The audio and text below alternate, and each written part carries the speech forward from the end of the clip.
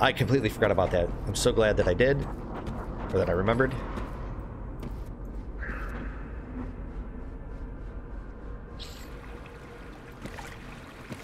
All right, I hate to say it, but we're gonna head back.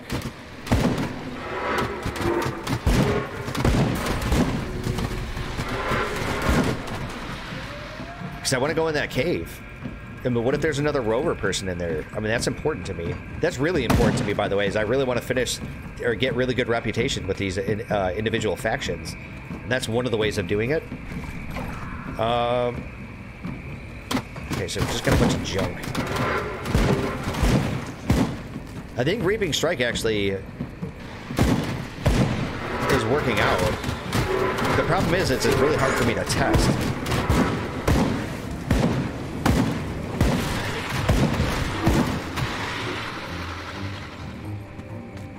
Because I'm having a hard time. Is this even worth it? I haven't looked at the actual scaling of this. So the top level is level 10. What is the chance to be... What is the chance to proc? I'm gonna have to say this, quick digression. I'm not a big fan of the word proc. That I understand the way... I'm not a linguist or a linguistic anthropologist. I understand that languages are very, very, very adaptive. And the way they evolve sometimes necessitates creating new words. And, you know, giving our gaming subculture here that adding a new word to the lexicon as in proc to mean, you know, an activation of a skill that's usually on an on-hit capacity. Otherwise, proc, P-R-O-C. That's basically what that means. Chance to be used. It's got it's an 8% chance to proc. I'm not really a big fan of that word, but, you know, putting it in the academic sense of the term, you know, or the nature of language, I think it's okay. So I may end up using it hypocritically. I'm just wondering what the chance to proc at level 10 is. You can actually go over the skills, the max. The 12 is like a soft ceiling. You can get plus the skills in your gear, which takes it well above and beyond, by the way. So I'm really wondering how well this scales or not, whether or not it's actually worth your time getting. Makes me wonder. Later on in the game, we're going to get access to a friendly NPC that's going to be back in town that'll allow us to respec. I think right now we're going to spend 2 into Mastery of the Occultist, so I get access to Soleil, the Witchfire here. And basically, that's going to increase my standard attack. I like the sound of that. Okay, so we're going to commit to that. And then... Wait, what the hell? Oh, there it is. And it's just basically a toggle skill. So chaos damage, that's going to give us flat chaos damage, percentage to vitality damage, percentage to vitality decay, plus attack speed. So the vitality shit, like I was saying, isn't really going to gel well with the Curse of Frailty because there is no reduction in vitality damage, or vitality resistance, or vitality defense, or anything else. But it does play well because it does give us the +2 attack speed. I mean, that's always good.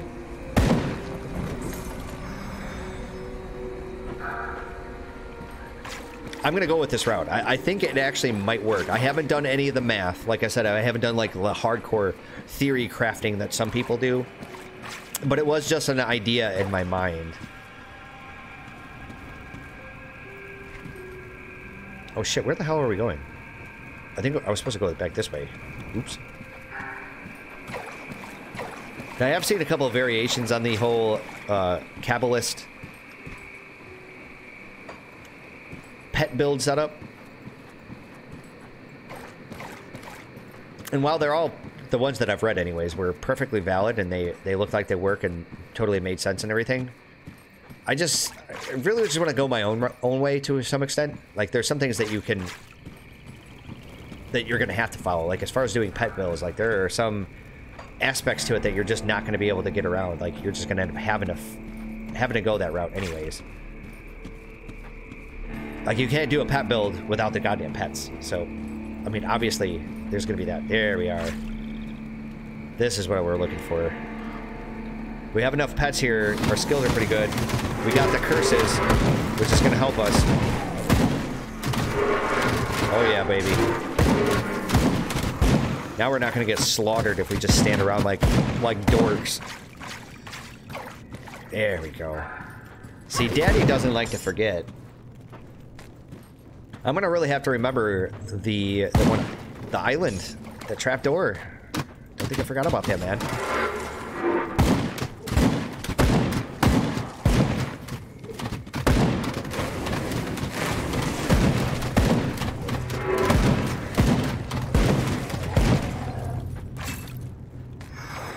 So one thing I kind of don't like about using firearms in this game is that you do have kind of a line of sight in this game, right? Of course you would, like for any projectile-based character or weapon, is that if you notice that this enemy was standing like right here, right where my Blight Fiend was currently standing, and I was standing over here, right here, and I couldn't hit this guy because my shots are getting shot, are shooting this debris here, this debris. The problem is like you can see like the little red. That's because of this, right? Oh, no, hold up. What's up? Okay, so let's get rid of that. Like, you can, like, in the very thick of the battle, can you really pay attention to, like, a lot of where the shots are going? Like, because a lot of them, you can see the bullet, right? You can totally see the bullet. But in the thick of it, it's, like, really hard to tell whether or not you're actually hitting the monster or your target, or if you're just hitting the wall or, you know, the textures. Infuriating. So there was utterly no point in coming in here other than just to kill a couple of monsters and a couple of those interactables.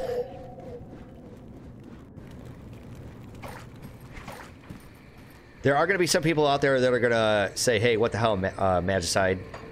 Five different series? Really? Like, what are you trying to pull here? It seems like all of my current series, minus this game, of course, all of my current series, the one that actually gets the most attention is the Guild Wars. And it was like that when I was doing the original Prophecies campaign as well, might I add. But now that I'm doing Eye of the North, like, that's the one that's getting the most views. And it's funny, too, because I said I was just going to do, like, a sporadic campaign. You know, I was just going to do the episodes sporadically instead of doing it consistently and frequently.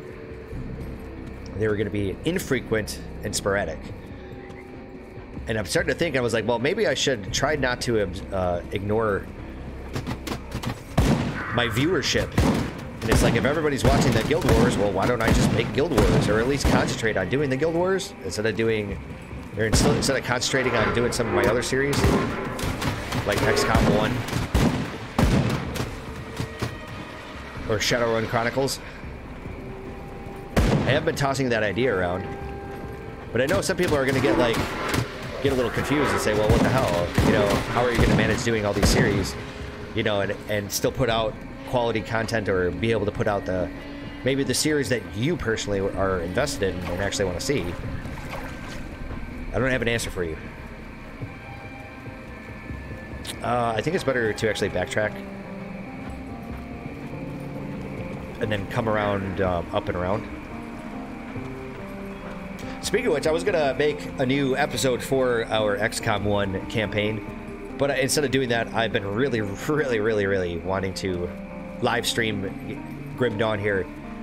XCOM 2, like I was saying in our XCOM 1 Enemy Within campaign series, that XCOM 2 was supposed to get some new DLC, and the big hypothetical in the rumor mill, there was even a big, there was a really big thread in the XCOM subreddit about the next XCOM 2 expansion. It was supposed to be a big meaty expansion. Not sure if that's actually going to happen, but Firaxis did put out a new DLC, or at least a new, like, free DLC update package that's supposed to be releasing October 9th, I think, which will be next Tuesday.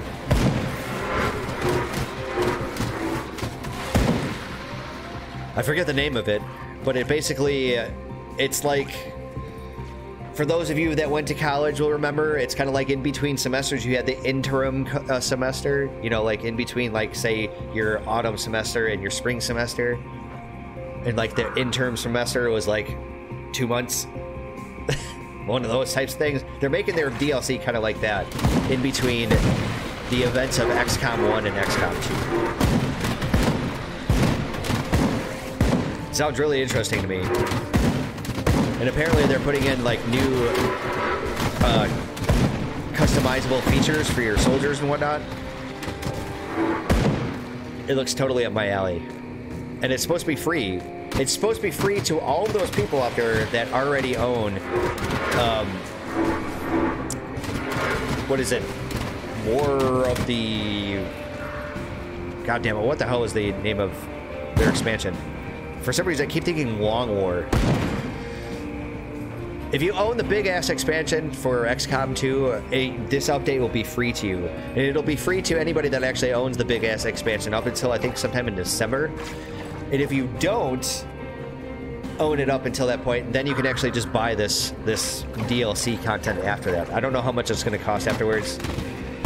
Can't even remember the name. All I know is it's coming out really soon, and it's going to be free because I own it. War of the something or another. Oh, man, that's going to bother the hell out of me. I feel like an asshole for forgetting it, but it's just like, it's one of those brain fart type things.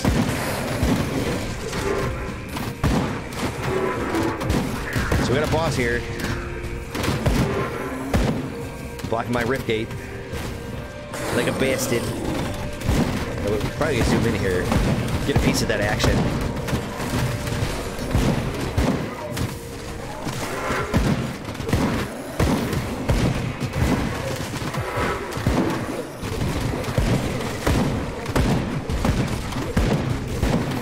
Running out of skeletons here. There we go. So we just had to kill them all. Kill them all. Anymore. My inventory is full. Hey, look at that. That's perfect. Because our inventory is full right on the actual waypoint itself. That's some serendipity for you. Although it really makes no difference because we can cast our little Riftgate town portal scroll like anytime we want to. So it really has no bearing on anything. See anything you like? I think we're gonna sell most of this. That shield is fucking awesome.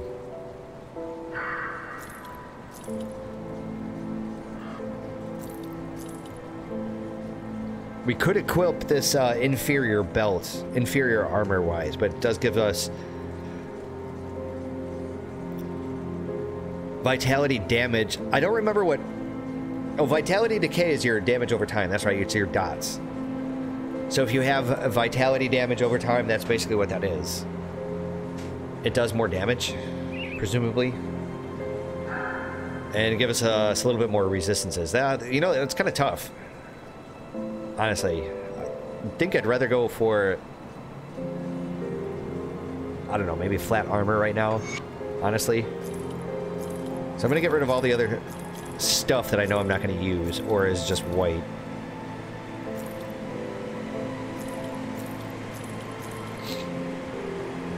Okay, that's crap.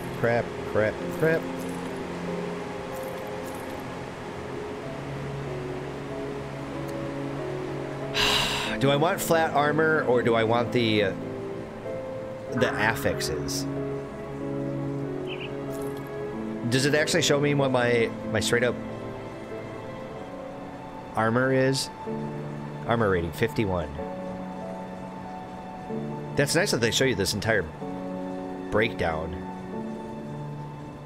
You know, I think it's okay. I think... Oh, no, I accidentally sold it. Motherfucker.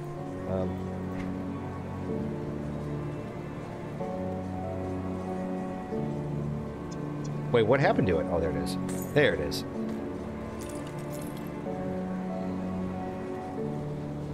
And then as far as this offhand here goes, I think we're... I really just want to sell it, because this shield is ridiculous. But I think this offhand bone thing, it has the highest skill cooldown reduction, the HDR, or CDR. So I think I'm going to keep it. I'm going to keep my hands on it for the time being. It's a good use.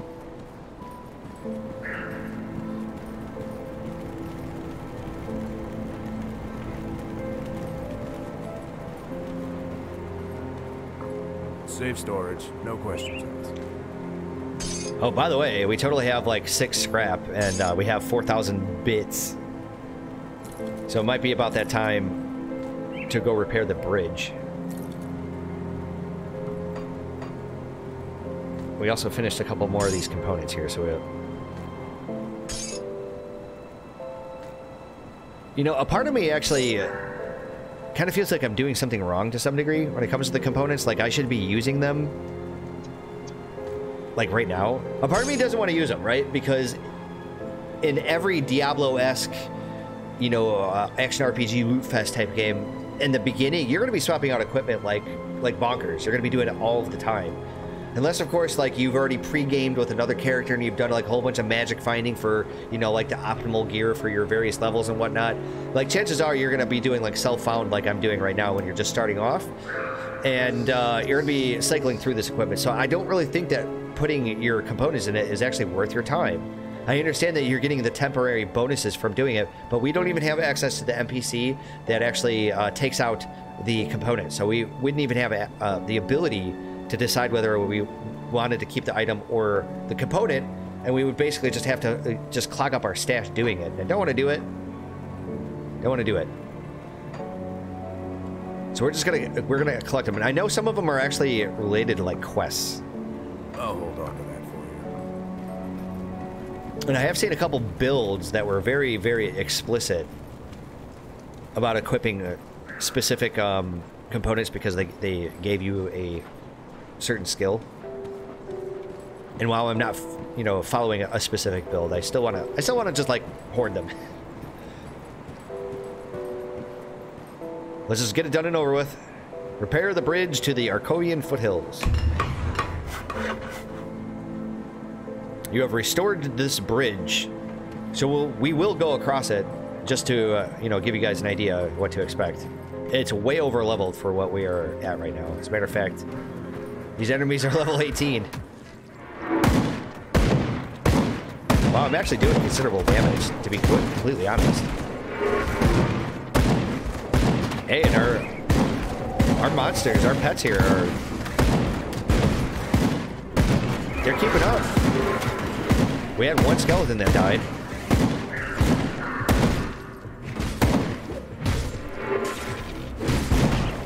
Unfortunately, the way the AI works is that once the AI like actually targets you with a certain monster, it's like they will only ever target you. They don't ever get like, I don't know, you know, decide like maybe there's a better high value target. I'm not sure if there's actually a component in here within the stats here that determines threat, because I believe that there is a threat system in this game, but I don't know if there's an actual stat for it. Trap resistance. Okay, so those are our retaliation stats. Yeah, they don't show it. Unfortunately, they don't show it. Wow, we're totally like whooping some ass over here.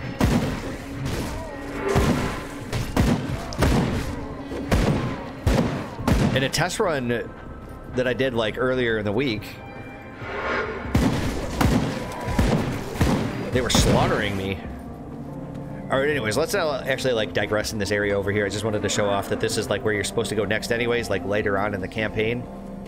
Which kind of begs the question of why the requirements to repair this bridge are so low. Unless, of course, the developers were intending this to be like an area that if you really wanted to skip a large portion of the beginning of the game and get on with the rest of the story. Although, I mean, I guess you're technically, you know, not really getting on with the story. You're skipping a huge chunk of it. It's been one of my criticisms of, like, of this genre. No questions asked. That personally, I feel like there are a vocal piece of the pie chart are people that like only play these types of games for like end game shit. or they really focus hardcore on the end game shit. Like, there's a lot of people, Price of what I've got left. a lot of like awful vocal people in the MMO community that are like that. Like, they don't give a shit about the rest of the game. They only care about end game content, end game raids, end game dungeon, end game equipment, end game PvP. And I know that extends over here into the Diablo-esque action RPG world. And I fucking hate those people. Like, I believe that there should be an end game and there should be focus on end game and shit, but like, I hate it when the developers like cater to these fucking people and totally make it a way to where they could just like skip the entire game to go right into the end game. I've always hated that. I find it just to be deeply disrespectful to all the hard work and effort like that went into creating this game and the story and everything else. So we have a caster helmet here. We have less armor, but it's going to give us some cold damage, frostburn damage. I don't know what the fuck frostburn damage is. I don't know what that means. There are a lot of stats in this game that I'm really unsure of what the hell that even means. And that's part of the reason why I stopped playing some of these games, especially like Path of Exile, is that when there's like a million different like these unique stats unique to the game, and they don't do anything at all to like tell you exactly what that means or what it accounts for, then I usually have a problem with that. It usually is a huge turnoff for me. So I am going to try to focus on caster equipment, by the way. I am going to be playing somewhat of a glass cannon build here. Like, I need to actually have some survivability for my own character herself, but I mean, I'm doing a more of a focus on the actual pets themselves to make them stronger. Because I'm going with this under the complete mindset that the best defense is a strong offense. And like I've said in my XCOM campaign, that the philosophy there is to basically kill your opponents as fast and efficiently as you possibly can before they even have a chance of dealing damage to you. And I like that philosophy, but it's a fairly naive philosophy. Because I think that when you start to take on that kind of mindset, it's really reckless. It's for people that play on a non-hardcore context. They play on a non-hardcore difficulty. Because you're going to take hits. So here you go. Magic one-handed sword. Oh, it's magic just because it's yellow. Duh. Okay, whatever.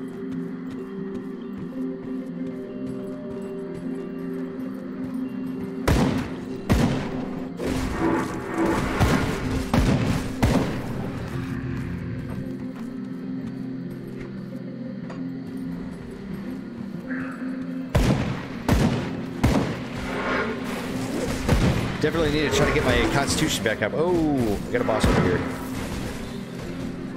Oh shit, we're gonna get fucked up. Oh my god. Wow, this boss here is redonkulous. Look at this thing. So if I could isolate this guy away from his other enemies, his buddies, then I could do what I'm doing right now, is just basically divide and conquer. There we are. Then we can have the boss actually concentrate on one of my pets instead of me.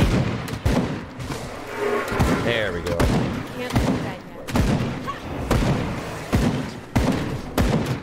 yet. Yeah, see, my Blight Fiend is definitely taking a beating here.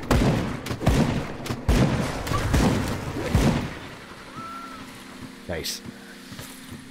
So if I'm not mistaken, I think that big, like, green death cloud, poison, acid-looking thing, that does actually hurt us, I think.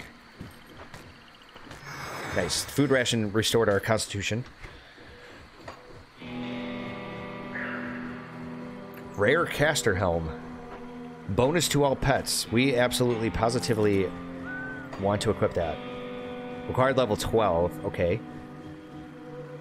And we have another rare caster helm. With itself requiring level 12. Okay. Very interesting. So our current amulet is the Salt Bag, which is 5% less damage from ethereals, or we can equip the Silver Amulet, which is a plus 0.5 energy regenerated per second. Since we are kind of more of a caster build, I think we should go for that. Not really a big fan of the whole Salt Bag. Just not going to do us any good right now.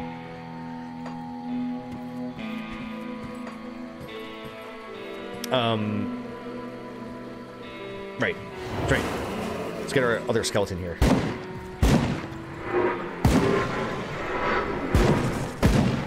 I do wish that the curses, the little icon above their head, I wish that animation was a little bit more bold, so it stuck out, so I can clearly see the enemies that are affected. Because it does kind of tend to blend in a little bit.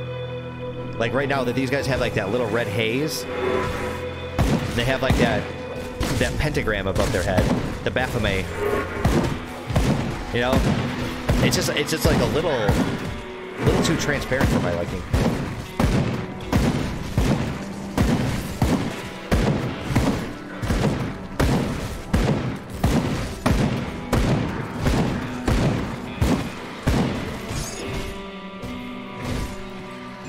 So I have to say that if I was using Bone Harvest, if I was going that route, that's where I would be just spamming that skill as much as possible, and I wouldn't have this mana reserved, because that's currently reserved for the Soleil's Witchfire. I know I'm mispronouncing, but that's what we're going to call it. Soleil. Let's combine everything. There's nothing else there that I want.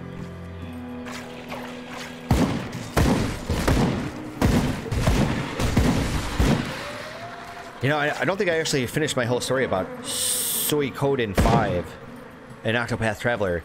The whole purpose of my story is that I really want to play Octopath Traveler, but I don't want to do it because I want to finish Suikoden 5.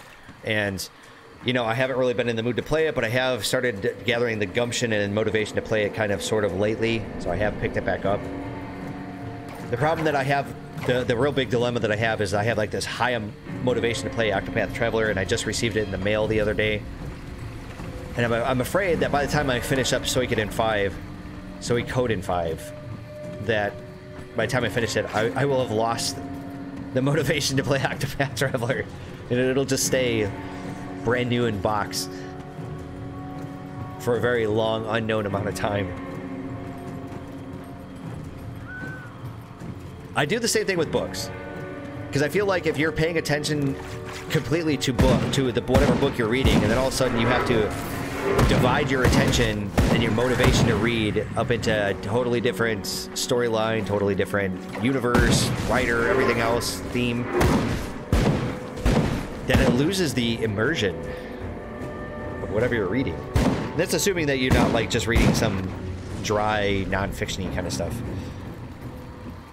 Because I feel like you could definitely multitask and read a whole bunch of different sources of that, and that doesn't really make a difference. But if you're reading like fiction, that's where the difference is. I'm a serial monogamous, folks, in more aspects than one. Yes, ladies, I'm one of the good guys.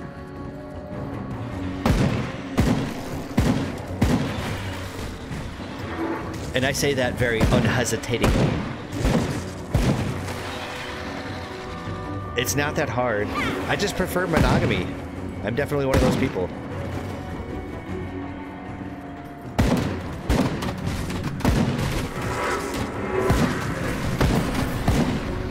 So far, I have mixed feelings about my build, but we're still building it.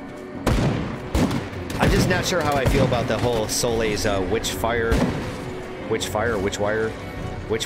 and what is it called? The Reaping Strike. I don't know. So my big question is what should I do next? So Rend Flesh just makes it so they heal me. 3% plus 55 flat health restored. That'd be interesting.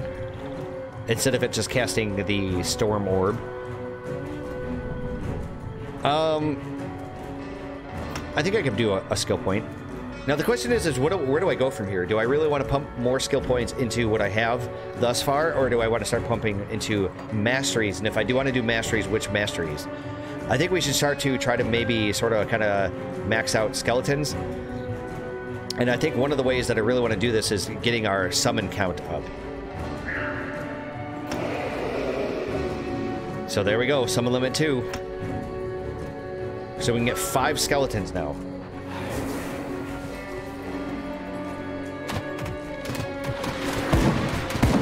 That is something that definitely bothers me. Wait. That healing still doesn't make them die, does it? The Raven channels eldritch energies to mend the flesh of wounded allies. Okay. So, it looks like my Raven just died of official causes. And not because it, like, just blew up and healed me. Like, it was like some sort of sacrificial healing skill. Which is kind of the way that it almost looked like there for a second. Alright, let's, adjust our map just slightly. So we do have a boss up here. I think we're gonna kill the boss and then we're gonna head back.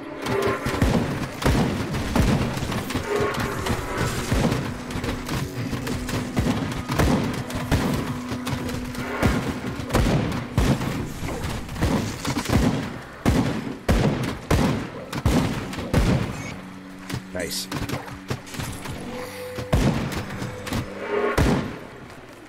Got another legendary item, by the way. I think the one that we first got was a ring. It required level 14, if I'm not mistaken. So we can investigate that when we get back in town. But we have Ember Grip handguards. Those are pretty dead sexy. Okay, so since we can equip the caster helmet, they both have the same armor. This one has a bonus to all pets. It's got a damage increase.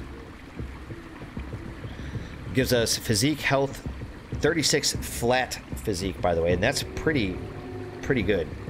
This other one doesn't have any pet bonuses, but it has a lot of other things. So it's a really question, do I want to buff my pets or myself? And I think I'm going to do pets. Don't get me wrong, this isn't bad.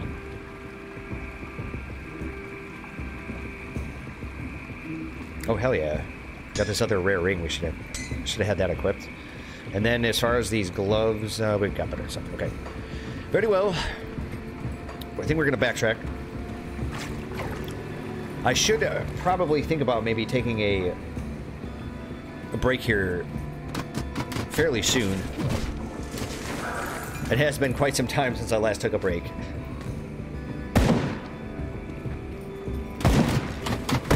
I don't know. Done a lot of talking in this entire live stream, so I really want to try to get some some more gameplay in.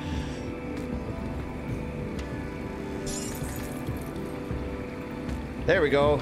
So when I was talking about the item filter before, and I was saying that some items could potentially have a rare affix on them, plus a regular magic affix on them, there we go.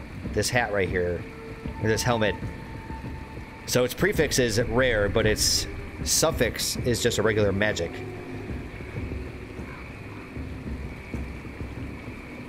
It's pretty good. It's actually pretty damn good.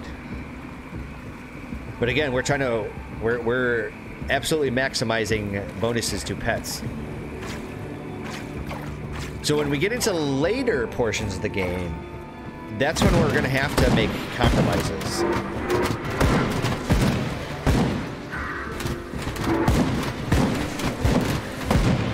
Wow, our curse does not last for that long. Really short-lived.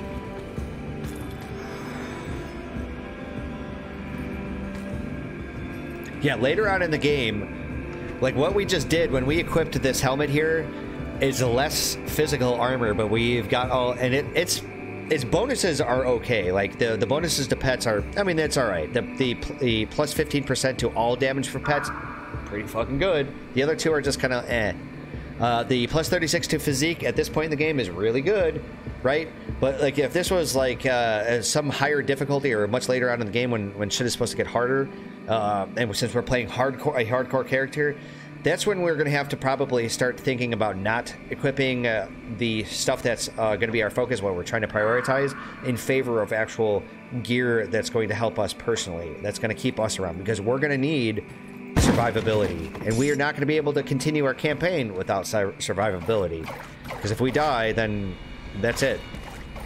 We did.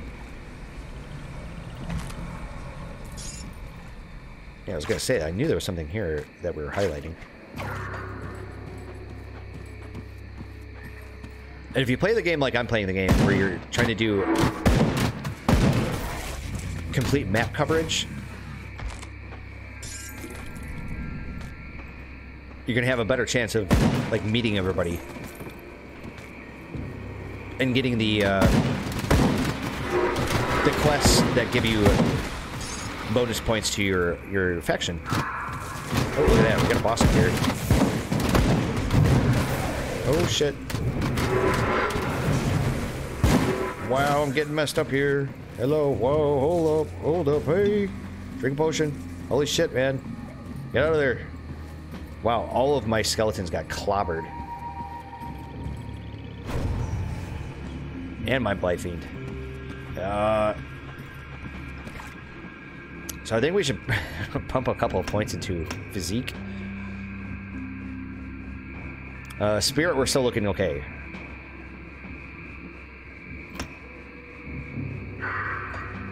And then I'm just gonna stack those 2 remaining points. The 2 remaining attribute points, that is.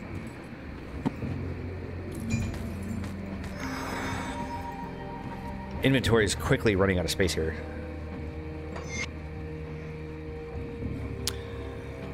Okay, so you're worse. That casting speed increase would be a lot better, or would be pretty handy.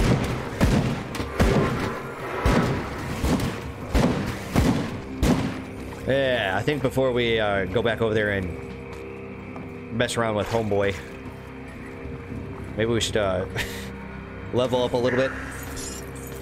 Maybe get a little bit better gear, potentially.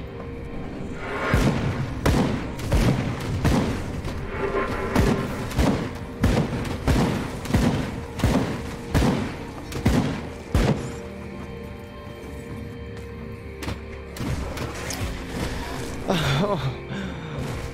No, it's just so good. Oh man, this game is just tempting me so badly. So 5% chance to get Time Warp. 5% chance on attack.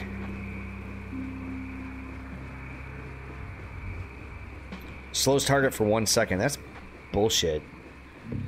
So elemental damage, spirits, +1 to Word of Pain. I'm not sure what Subjugator is. Is that an actual skill? Word of Pain? Is that a Necromancer skill?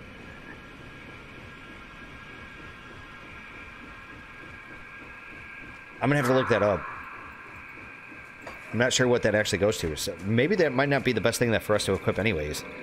I mean, the plus 4% damage to all pet damage is pretty good. But our weapon is so much better. And we're still pretty early in our campaign here, where keeping the weapon that we do is going to be the better option. Because I don't think we have the skills yet to actually just rely on, you know, a wimpier one-handed gun. I'll give you a good price on what I've got left. And yes, ladies and gentlemen, we are getting... Whoa! Did I really want to sell that? Yeah, that's fine. We're getting close to the point now where I may stop picking up the regular white items.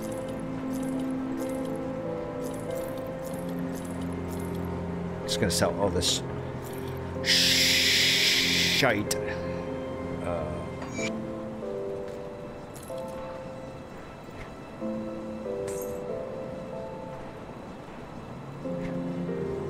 I would really love a good one-handed firearm. And it doesn't have to be a gun. It could be one of these.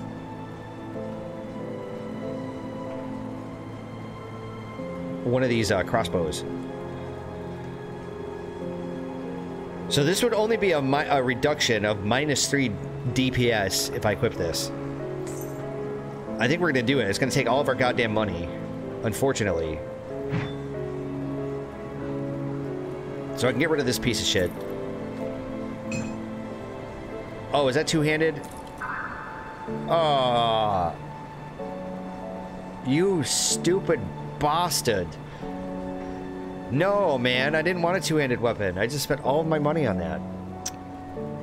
Dude. Wow, that sucks balls. Like, I could have just bought a better main gun. I thought these were one-handed crossbows. Wow. See you around. Well, so much for that. I was gonna say, I'd be willing to take a slight reduction in damage Safe storage, no questions asked. to be able to convert over to a one-handed. Like, I'm just accumulating all this junk. I should probably just sell it. I don't know. I'm gonna hold on to it for now. This needs level 14. You need level 16. Okay. Bag of salts. Salt.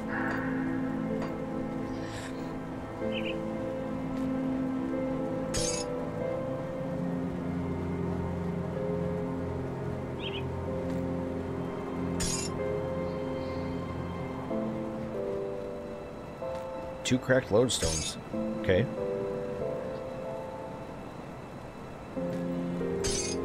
I'm pretty sure the chipped claws, I think they turn into an ember claw,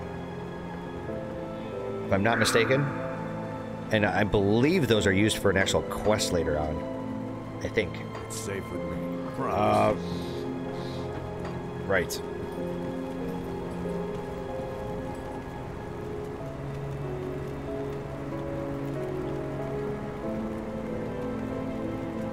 Because she wants me to bring back the amulet of her sister, I think.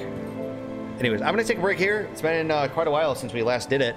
Or since I last did it. I need a refreshment on my lovely beverage. Check the mail, stretch the legs, and maybe get a little bit of...